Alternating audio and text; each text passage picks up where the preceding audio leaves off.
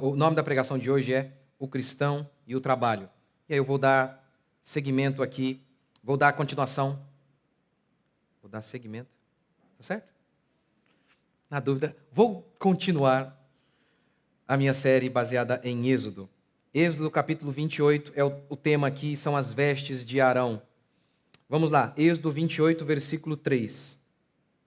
Falarás a todos os homens hábeis, a quem eu tenho enchido com o espírito de sabedoria, que façam as vestes de Arão para santificá-lo, para que me sirva como sacerdote.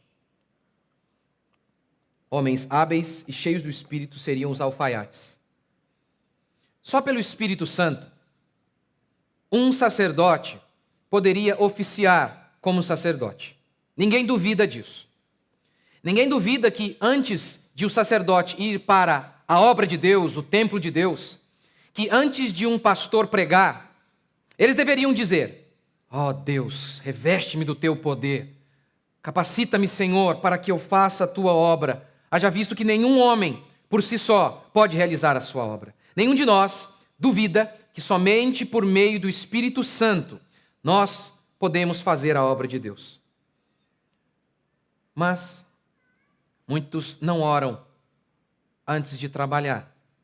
Muitos acham que o seu trabalho secular, nem gosto dessa expressão, mas vou usar apenas para diferenciar aqui o trabalho do pastor do seu trabalho. Muitos acham que o seu trabalho é inferior, não é espiritual. Não é espiritual. Eu quero tentar mostrar hoje que isso é um erro, que durante a Reforma Protestante, esse caráter espiritual de todo o trabalho foi resgatado. Não inventado, resgatado. Porque sempre esteve ali na Escritura, como eu vou mostrar para vocês hoje. O meu trabalho é espiritual, o meu trabalho é fruto de vocação, mas o seu também. E vocação, do latim vocare, que significa chamar, chamado. Um homem chamado por Deus para uma missão. Na Reforma Protestante, o princípio de que cada um de nós fomos chamados no nosso trabalho para servir a Deus foi restaurado. E eu quero falar sobre isso hoje. O trabalho e o cristão. Como nós enxergamos o trabalho. Como nós enxergamos o lucro. Como nós enxergamos o dinheiro. Primeiro princípio. O trabalho é algo espiritual. Demorou muito para que se falasse do trabalho numa perspectiva um pouco mais positiva. Ao longo da história, o trabalho sempre teve uma conotação negativa. Lá em Gênesis, o texto bíblico começa com Deus trabalhando, mostrando que o trabalho não é mal em si mesmo, senão não faria parte do itinerário de Deus na sua cruzada para construir, fabricar, produzir, do nada, o mundo em que vivemos. Jesus falou isso: meu Pai trabalha até agora, mostrando que o trabalho em si não é pecaminoso. Não é um problema. Mas a partir do pecado humano, há sempre um quê de suor, de cansaço e de estresse ligado ao trabalho. Na perspectiva grega, há uma conotação muito negativa, havia uma conotação muito negativa. Trabalho em grego é ponos. Ponos. Quando Hércules foi amaldiçoado pelos deuses, Hércules foi amaldiçoado com 12 ponos. 12 trabalhos. Os monges, que tinham uma vida totalmente espiritual, de oração, leitura da palavra de Deus, eles entendiam que era necessário o trabalho para o desenvolvimento do ser. Por quê? Haja visto que o trabalho na lavoura era muito pesado e sofrido, esse sofrimento traria uma espécie de quebrantamento neles. E por isso, em muitos monastérios, eles trabalhavam.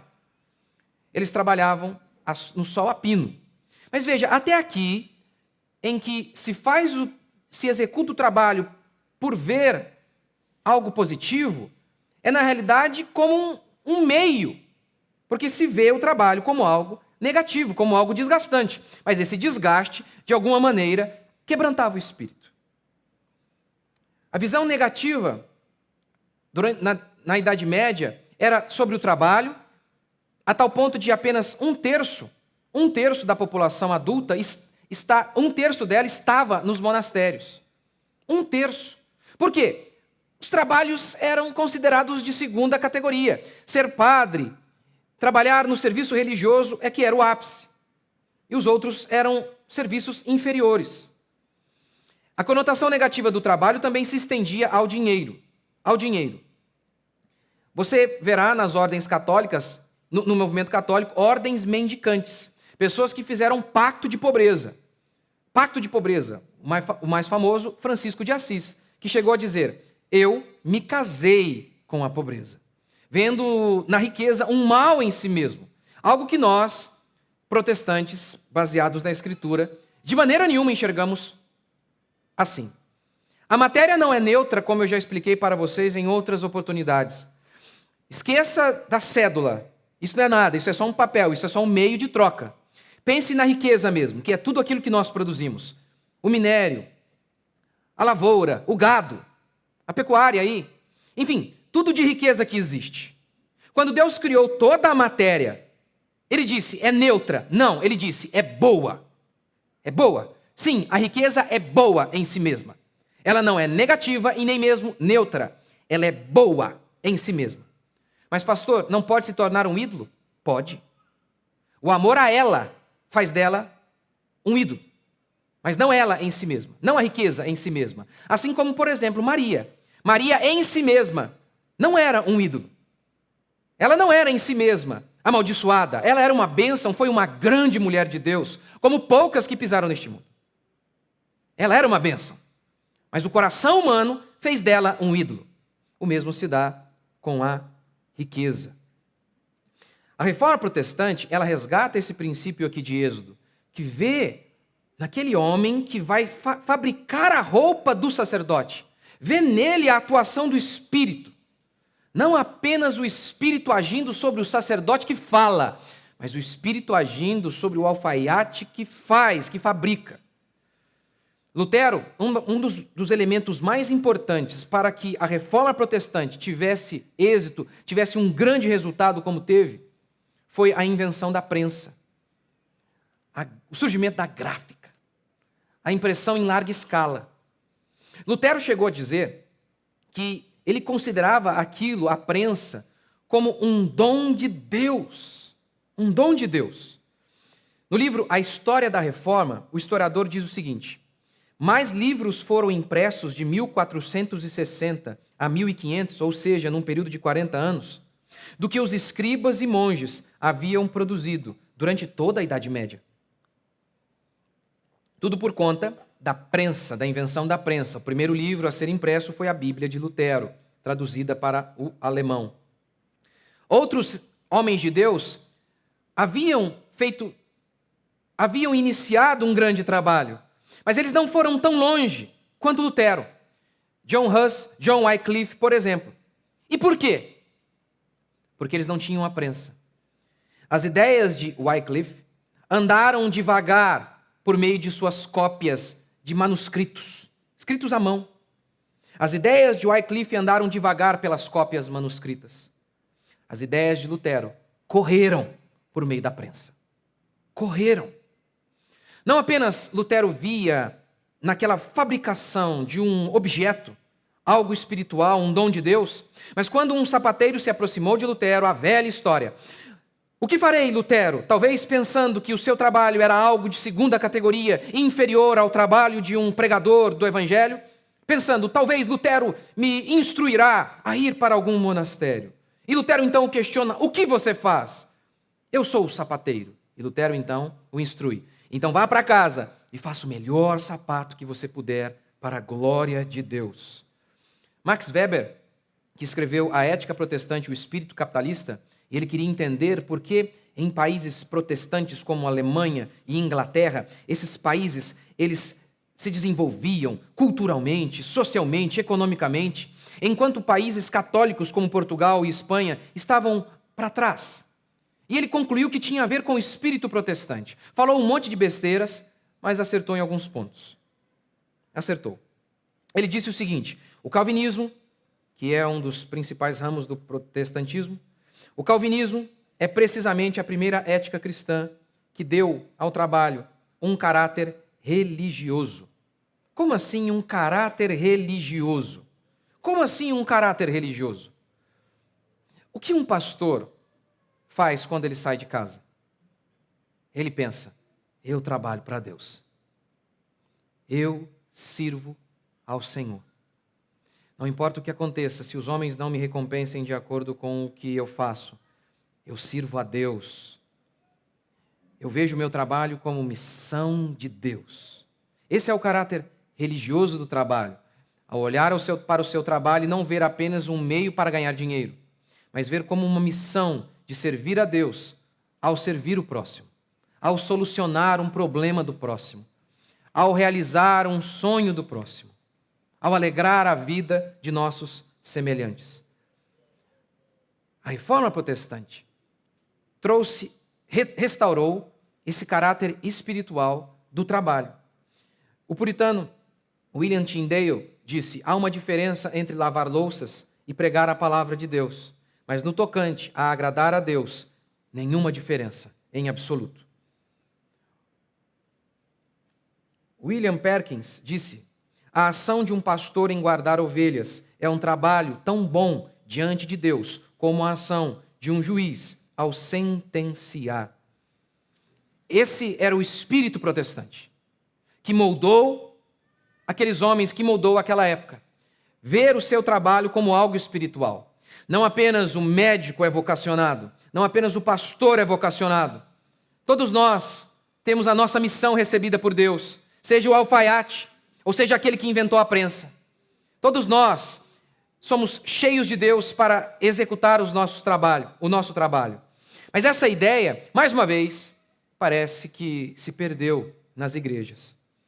E você nota isso pela ideia frenética de muitos pastores de ter que arranjar alguma coisa para os membros fazerem na igreja, no culto.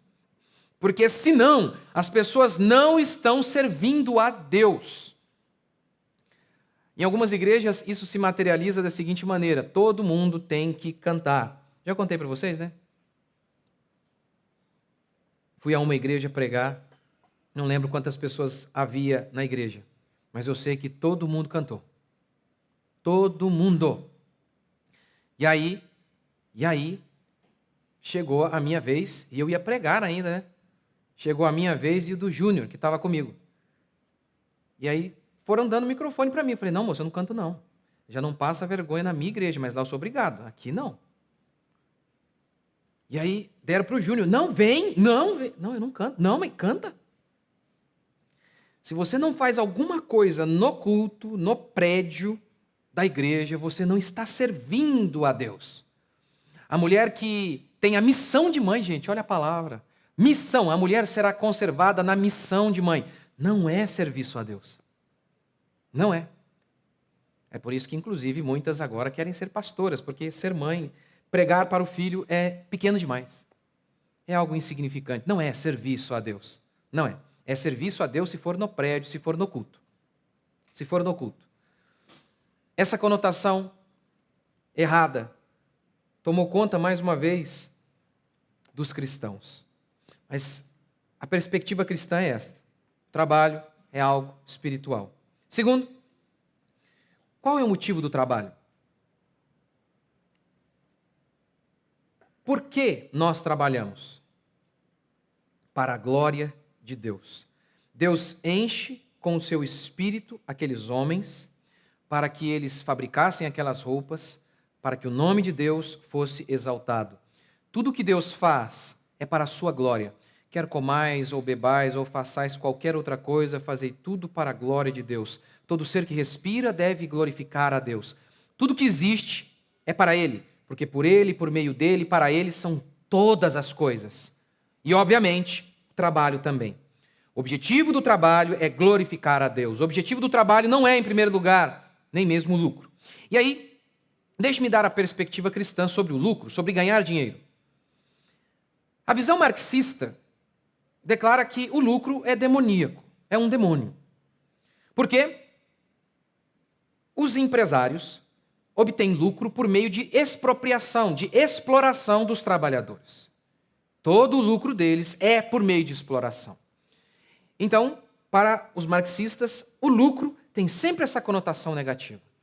Você vai ver, então, sempre os marxistas falando de uma maneira muito negativa sobre ganhar dinheiro. De uma maneira muito negativa, eles dizem, olha, os consumistas. Isso tem um motivo. Haja visto que durante a Guerra Fria, os socialistas e os capitalistas brigavam para ver quem produzia mais, e, obviamente, os capitalistas produziam mais. A partir daí, os socialistas decidiram, então, mudar o discurso. Ao invés de brigar por quem produz mais, eles brigaram, então, de outra maneira. E disseram, vocês são consumistas, produzem demais.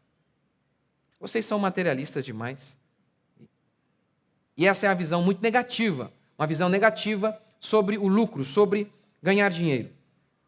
O libertário, entretanto, se o marxista faz do lucro um demônio, o libertário ele vai fazer do lucro um Deus. E explica que a busca pelo lucro é que, inclusive, nos moraliza.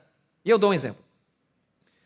O que um deles chega a dizer é assim, olha, é justamente por conta da busca pelo lucro que guerras são interrompidas. Como assim? Que guerras são impedidas. Como assim? Um homem quer fazer negócio com um país vizinho. Por isso, ele não vai querer brigar com esses homens, entrar em combate, porque ele perderá comércio. Sendo assim, a busca pelo lucro impede, inclusive, as guerras. Nenhuma dessas duas posições são a posição cristã. Nenhuma. Principalmente essa ideia aqui também, principalmente não, as duas são horríveis. Mas essa ideia de que o lucro, a busca pelo lucro, torna o homem virtuoso, isso é um absurdo. Mas comecemos assim, então. Primeiro, a fé cristã, não vê problema em esperar receber pelo que faz. Não vê, de maneira alguma. Veja o que Paulo diz em 1 Coríntios. E aqui o texto dele é para defender o direito de Paulo receber pelo seu trabalho, receber da igreja, no caso. E ele diz assim, olha, o boi que debulha, o boi que trabalha, Deus deu uma ordem para que vocês não amordassem a boca dele, para que, enquanto eles aram a terra, eles possam comer. Deus deu essa ordem. E aí Paulo pergunta, vocês acham que esta ordem tem a ver com animais? E aí ele diz, ou é seguramente por nós. E nós quem? Ele, Paulo, pastor, apóstolo, pregador. É certo que é sobre nós. Certo que é por nós que está escrito, pois o que lavra cumpre fazê-lo com esperança. O que pisa o trigo, faça-o na esperança de receber a parte que lhe é devida. Então, nós não vemos como negativo o desejo de receber por aquilo que produz, em nenhum ambiente. É o caso de Paulo, porque e é engraçado que muitos citem Paulo para falar, né, que o pastor, por exemplo, não deveria esperar receber nada. Paulo está defendendo justamente isso. Todo mundo que trabalha espera receber. Todo mundo. E aí é uma coisa interessante, não lembro se foi Milton Friedman que disse, eu não entendo porque querer ficar com o que eu produzo é avareza. Mas os outros que querem roubar o que é meu não são avarentos. É impressionante como que esse espírito invejoso permeia mesmo os seres humanos, afinal de contas, nascemos em pecado. Então Paulo está dizendo, olha, é a coisa mais humana esperar receber por aquilo que se produz. Então nós não vemos de maneira negativa como os marxistas veem.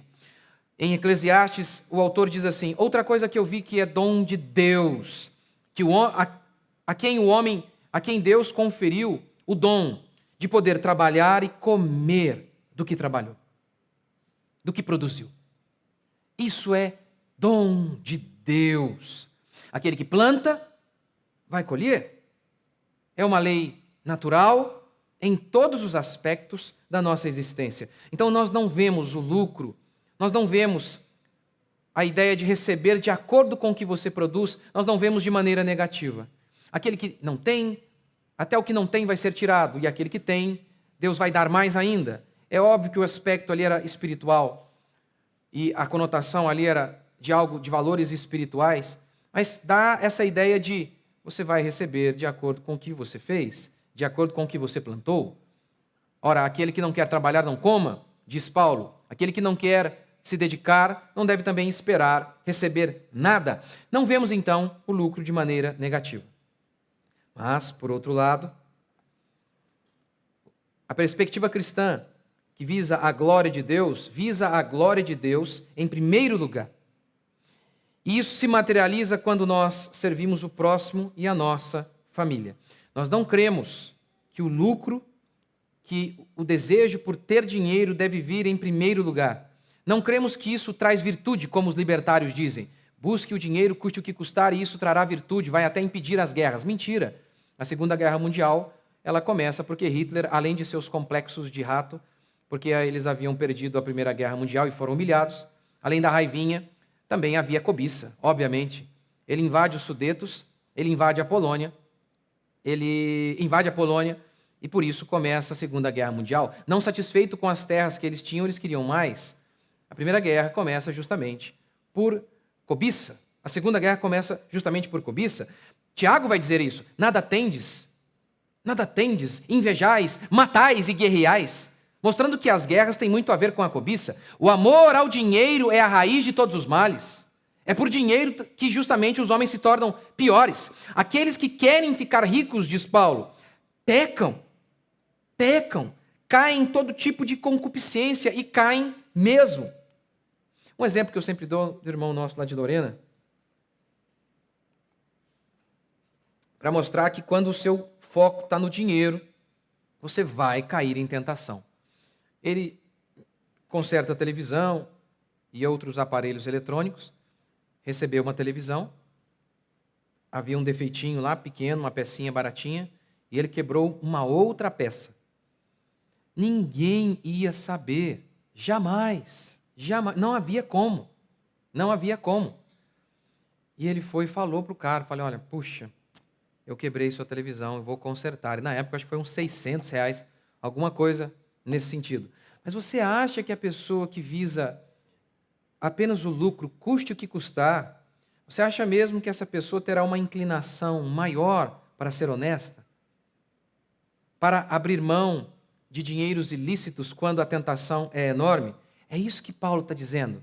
Aquele que deseja ficar rico, que coloca o dinheiro como alvo maior da existência, esse vai se afogar na ruína. Não há exceção. A cobiça o seduzirá. A cobiça fará isso com ele. Mas aí, nessa perspectiva cristã, que vê o trabalho como vocação, que vê o trabalho, em primeiro lugar, tendo como objetivo maior servir a Deus. Quando você vê o trabalho dessa maneira, o que acontece muitas vezes é o que aconteceu com os puritanos. Eles eram bem prósperos, muito prósperos. Inclusive foram acusados de serem avarentos, de amarem o dinheiro. Não é verdade. Não é verdade. Por que eles eram tão prósperos? Primeiro, porque eles tinham uma vida de trabalho duro e de modéstia. É o que o historiador do livro Os Santos do Mundo declara. É verdade que o estilo de vida puritano, uma mistura de diligência e frugalidade, tendia a fazer as pessoas relativamente prósperas. Modéstia. Não que eles eram... Deixa eu me dar um exemplo. O que é a diferença de modéstia para avareza? Eu estou aqui com esse meu celular. Ele já tem, sei lá, gente, 6 anos de uso, não sei. Sofro bullying aqui na igreja. Por conta desse meu celular. É um iPhone 6S aí, já está velho, né? Mas é assim, as pessoas falam para eu trocar. Agora talvez eu seria obrigado, porque estão dizendo que vai desativar o bicho aí, não vai atualizar mais, o Zap não vai funcionar. Mas assim, ele, para o que eu preciso, ele me supre completamente. Só a imagem, meu trabalho não é fazer uma live, gostaria, talvez, aí uma imagem melhor. Mas eu acho que é tão pouco, e agora eu ganhei um negocinho de luz lá, que você põe atrás, a imagem está ótima. Quem quiser imagem boa, assiste no YouTube. Eu falei, mas por que eu iria trocar? Me dê um motivo, se ele me supre. Se faltasse alguma coisa, não, saiu um que ele tem uma função que você não tem, que vai fazer com que você produza muito mais. Sim, aí eu acho que faz sentido. Aí faz sentido. Por que eu trocaria? Se ele me supre de maneira exemplar. Agora, isso é um estilo de vida modesto. Agora, eu não estou falando que nós não podemos usufruir do que temos. E agora veja o exemplo de avareza e de algo negativo. O cara, ele tem um Honda Civic 0 e tem um Fusca. Mas ele não anda no Honda Civic, porque ele tem dó de gastar o carro. Isso acontece. Você nunca viu, antigamente, que o povo tinha... Minha casa tinha mãe, de novo estou contando da minha mãe vai me matar, vai me deserdar. Nós em casa tinha uma mesa que não podia sentar. Na sua casa tinha essas coisas também, antigamente? Os antigos tinham isso, né? Tinha lá um jogo de prato que não podia comer. Aí tinha um conjunto de copos que não podia beber.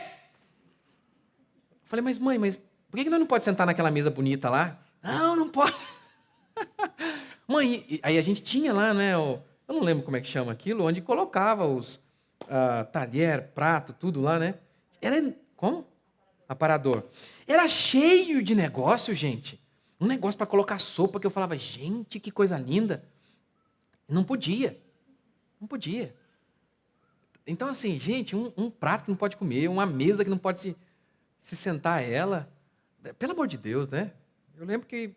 E aí, olha que coisa que muita gente, os antigos faziam, né? Tinha lá essas louças, essas prataria bonita. Prataria? Estou falando certo? Enfim, esse conjunto de pratos. Mas bebia no requeijão, lá, copão de requeijão, né? Eu falei, quando eu casar, não vai ser assim, não. Aí eu casei. Era o melhor, mas aí, infelizmente, o meu melhor era o de requeijão. Mas era o que eu tinha de melhor, mas era. Então, não é isso que nós estamos falando, porque Eclesiastes diz, é bênção que você possa usufruir do fruto do seu trabalho. Usufruir. Mas aí, então, temos o primeiro motivo pelo que explica por que os puritanos eram tão prósperos. Eles não eram perdulários e gastões, eles eram trabalhadores e modestos. Mas há um segundo motivo que explica por que eles eram tão prósperos. Tão prósperos. Eles tinham um senso de vocação. Eles tinham um senso de vocação, por isso eles eram prósperos. E eu explico. Pense numa parede. E a história você já ouviu, mas agora ela será ampliada. Você pergunta ao homem, o que você está fazendo? E ele diz, uma parede.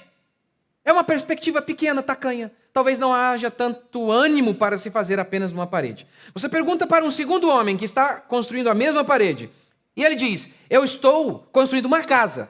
Já é uma perspectiva mais positiva, maior, um senso maior de grandeza. Mas você pergunta para um terceiro. E ele diz, estou construindo um palácio. Aqui, reis governarão e determinarão o destino do mundo. Você sabe, sempre que você faz algo que você considera mais importante, você se dedica mais, você tem mais ânimo. Mas veja então, o quarto homem. Você pergunta a ele, o que você está fazendo? E ele não retruca, estou levantando uma parede, nem construindo um palácio. Mas ele diz, eu estou construindo a casa de Deus. A perspectiva é totalmente diferente. Aquele que trabalha para Deus, o seu ânimo é renovado, haja visto que, em primeiro lugar, ele sabe que a sua recompensa será certa. Trabalhar para os homens nem sempre é garantia de receber algo. Para Deus é certeza. Ele sabe que Deus vê tudo o que ele faz. Tudo o que ele faz. E por isso, então, ele tem ânimo para trabalhar. Essa era a perspectiva daqueles homens, quando eles iam para o seu trabalho. Quando eles chegavam ao seu trabalho, aqueles puritanos, os protestantes reformados, eles viam no seu trabalho o seu altar. O seu altar. Quer comais, quer bebais ou façais qualquer outra coisa, fazei tudo para a glória de Deus. Glorificamos a Deus por meio do nosso trabalho.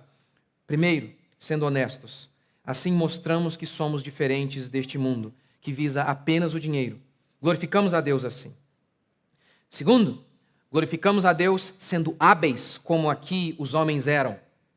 Quando somos hábeis, em primeiro lugar, revelamos a glória de Deus, que fez um ser inteligente, capaz de correr e cortar o vento, capaz de criar coisas espetaculares. Quando somos hábeis, glorificamos a Deus ao revelar a inteligência que Deus nos deu. Mostramos assim que Deus é um Deus poderoso. Mas quando somos hábeis, quando executamos da melhor maneira possível o nosso trabalho, nós servimos as pessoas, nós resolvemos os problemas das pessoas. Resolvemos. Pense, por exemplo, num homem que estuda durante anos e anos e anos e anos e anos e anos e anos. Se dedica em algo. E aí chega uma pessoa e esse cara, por meio de seu conhecimento, ele resolve o problema da pessoa. Ele traz paz, consolo, esperança. Por exemplo, meu caso, meu filho nasceu com um caroço na cabeça. Vários médicos olharam e falaram, é um tumor, e nós desesperados, pensando, vai morrer.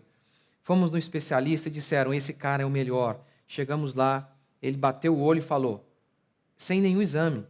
O meu filho já tinha feito todos os exames possíveis. Sem exame, ele bateu o olho e falou, vocês o trouxeram só por isso? Eu falei, então devolve o dinheiro. Não falei isso, não. Quer dizer, eu só senti, né? Falei, poxa vida. E aí, ele falou, olha, isso é isso, isso e isso. É o jeito que o seu filho estava quando estava na barriga de sua esposa. Mas isso aí vai sair, daqui a alguns meses vai sumir. Conhecimento. Voltamos para casa felizes, aliviados, porque um homem sabia o que estava fazendo. Porque um homem dominava a sua profissão. Ele resolveu os nossos problemas. Ele trouxe paz, esperança e alegria para nós. Quando nós somos bons naquilo que nós fazemos, nós ajudamos e servimos as pessoas. É assim, nós cumprimos o amor ao próximo.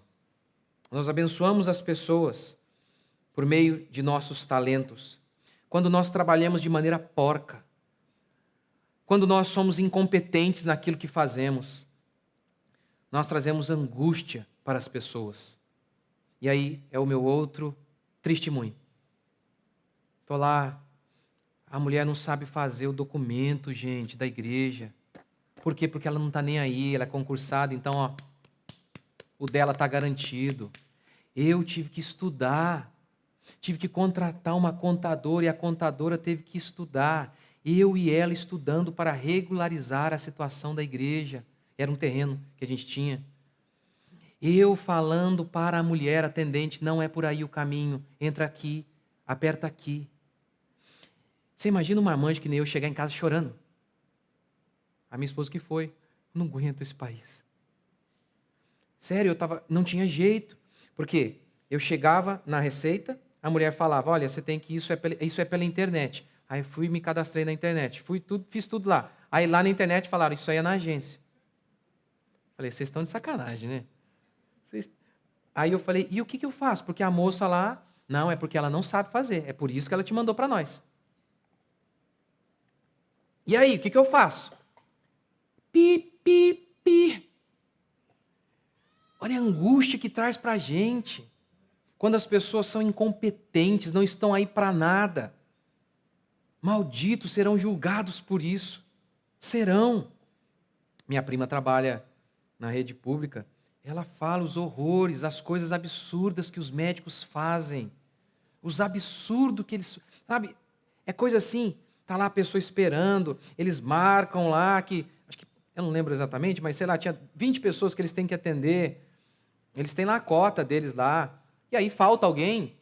E o que acontece? Nossa, caramba. Corta isso aí depois, dá ruim para minha prima, né? Prima, esquece. Vou cortar isso aqui depois, tá? E ela conta isso lá para mim. Olha, aí eles fazem o quê? mandam a gente tirar lá. Se a gente coloca alguém no lugar da pessoa que faltou, eles ficam bravos com a gente. Eles têm que atender 20 pessoas. E aí sempre falta alguém, a gente coloca alguém no lugar. E aí eles ficam bravos. Por que tem 20 pessoas aqui? A gente deveria falar, mas você foi pago para atender 20. Mas nunca vem tudo os 20, sempre falta alguém. Sim, aí a gente colocou alguém no lugar. Ficam bravos.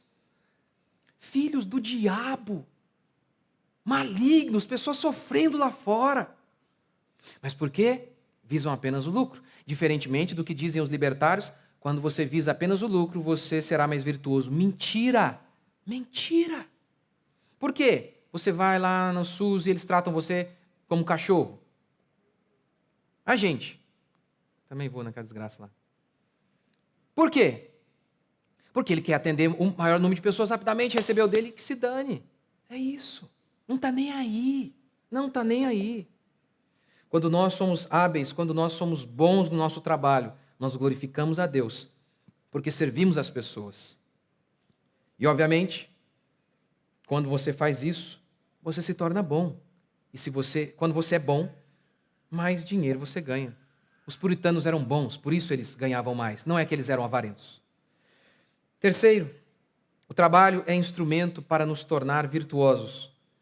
Vencemos a preguiça, nos humilhamos por meio de todas as circunstâncias que vêm por conta do trabalho. O meu trabalho, o seu trabalho. Quantas vezes nós temos que nos humilhar diante do patrão, do cliente, de um colega? Quantas vezes? Então, até as coisas negativas do trabalho, de alguma maneira, nos quebrantam, nos humilham. Assim, a perspectiva protestante não é de eliminação do suor do nosso rosto. Na perspectiva protestante, o trabalho continua tendo um quê de maldição. A perspectiva protestante não elimina o suor do rosto, mas dá ânimo. Dá ânimo para suportá-lo. Porque nós vemos o nosso trabalho como um altar. Enxergamos no nosso trabalho a oportunidade de servirmos a Deus. Por meio do nosso trabalho, nós tiramos o sustento para alimentar nossa família. Por meio do nosso trabalho, nós mantemos a obra de Deus. Então não podemos ver o trabalho de maneira negativa, como estes ímpios veem. Você já ouviu falar da síndrome pós-fantástico? Depois do fantástico, o povo já começa a ficar triste, porque tem que trabalhar no outro dia. Espero que você não tenha essa síndrome hoje. Que você veja o seu trabalho, mesmo diante de todas as dificuldades, de todo o suor que advém do trabalho, na perspectiva cristã. A perspectiva cristã de fazer o máximo com os talentos e oportunidades que você tem. De ver o seu trabalho não, em primeiro lugar, como fonte apenas de lucro. Não temos problema em receber e ter lucro, eu disse isso. Mas esse não é o alvo principal, isso é o acidente. Como o acidente é uma bênção. Mas o alvo principal é a glória de Deus, é servir o próximo e a nossa família. É servir o reino de Deus por meio dos recursos que obtemos através do nosso trabalho. Essa é a perspectiva cristã. Que você faça isso. Que você enxergue no seu trabalho o seu local de culto. Que você veja o seu trabalho como um pastor deve ver o trabalho dele. Missão. Essa é a minha missão, é onde Deus me pôs. Eu vou fazer o máximo com os talentos e oportunidades que Deus me deu. Vamos ficar de pé?